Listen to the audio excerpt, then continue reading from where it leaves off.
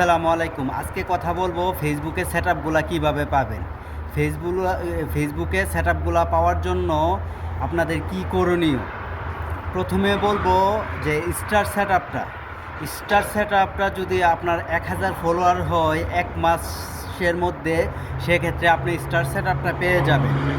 1 নম্বরে গেল। দ্বিতীয় নম্বরে বলে অ্যাডসন রিলসের জন্য কোনো ক্রাইটেরিয়া নাই। অ্যাডসন রিলসের জন্য আপনি যদি 15 সেকেন্ডের উপরে 15 থেকে 90 সেকেন্ডের ভিতরে আপনি রিলস ভিডিও আপলোড করেন, নিজের কণ্ঠ নিজের ভয়েস দিয়ে অর্গানিক ভিডিও আর 4K ভিডিও এডিট করে দেন, সেক্ষেত্রে আপনি হয়তো 1-2 মাসের মধ্যেই অ্যাডসন রিলস পেয়ে যেতে পারেন। 3 নম্বরে বলবো ইনস্ট্রিম সেটআপ সম্পর্কে। ইনস্ট্রিম সেটআপের জন্য ফেসবুকে ক্রাইটেরিয়া দেওয়া আছে।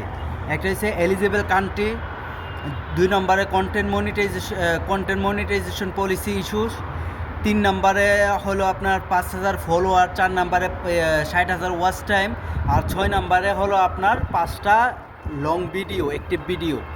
বাস এইগুলো যখন আপনি পূরণ করতে পারবেন তখন আপনি ইনস্ট্রিম সেটআপ দিয়ে দেবে। কিন্তু ইনস্ট্রিম সেটআপের জন্য আপনার কোন ধরনের ভিডিও প্রয়োজন? ইনস্ট্রিম সেটআপের জন্য আপনার ভিডিওর প্রয়োজন 3 মিনিটের উপরে ভিডিওর প্রয়োজন। আপনি যখন ভিডিওতে ইনস্ট্রিম সেটআপ পাওয়ার আগে যদি 3 মিনিটের ভিডিও না দেন, সেক্ষেত্রে ইনস্ট্রিম সেটআপটা রিভিউতে নিয়ে নেবে। অবশ্যই আপনি ইনস্ট্রিম সেটআপ পাওয়ার আগে আপনি 3 মিনিটের ভিডিও তৈরি করবেন। 3 মিনিটের নিচে ভিডিও তৈরি করলে সেটা গণ্য হবে না। এটা গেলে ইনস্ট্রিম সেটআপ।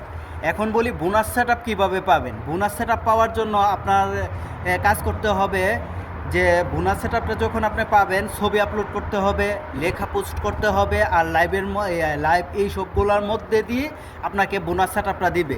আপনাকে অবশ্যই বোনাস সেটআপটা পাওয়ার জন্য দৈনিক একটা হলো লেখা বা পোস্ট করতে হবে, তাহলে আপনি বোনাস সেটআপটা পাবেন।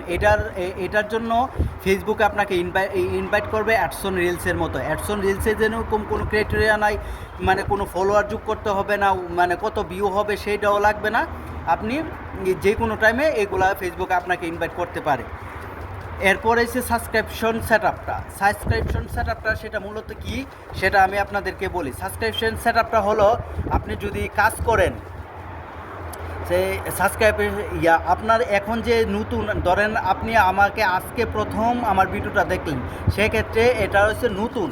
তো তার পরিবর্তিতে যদি আপনি আবার পরের দিন আমার ভিডিওটা দেখেন বা পরের বার আবার আরেকটা ভিডিও দেখেন, সেক্ষেত্রে আপনি পুরাতন রিটার্নিং ভিউ যদি 5000 আসে, সেক্ষেত্রে সাবস্ক্রিপশন অপশনটা আপনাকে দিয়ে দিবে। এটা গেল লাইভ সেটআপের মধ্যে 7টা ক্রাইটেরিয়া আছে, ঠিক আছে। 6 লক্ষ ওয়াচ টাইম পূরণ করতে হবে, 3টা লাইভ করতে হবে, 5টা ভিডিও তৈরি করতে হবে, 5টা লং ভিডিও থাকতে হবে, এলিজিবল কান্ট্রি থাকতে হবে, কন্টেন্ট মনিটাইজেশন পলিসি ইস্যু থাকতে হবে। এইগুলা থাকলে আপনি এই সেটআপগুলো পাবেন। অবশ্যই আপনি প্রত্যেকটা সেটআপ সম্পর্কে বুঝতে পারলেন যে কোন সেটআপটা কী কারণে দেয়। অবশ্যই ভিডিওটি ভালো লাগলে অন্যকে দেখার সুযোগ করে দেবেন, অন্যরা যেন জানতে পারে, জেনে কাজ করতে পারে। অসংখ্য ধন্যবাদ।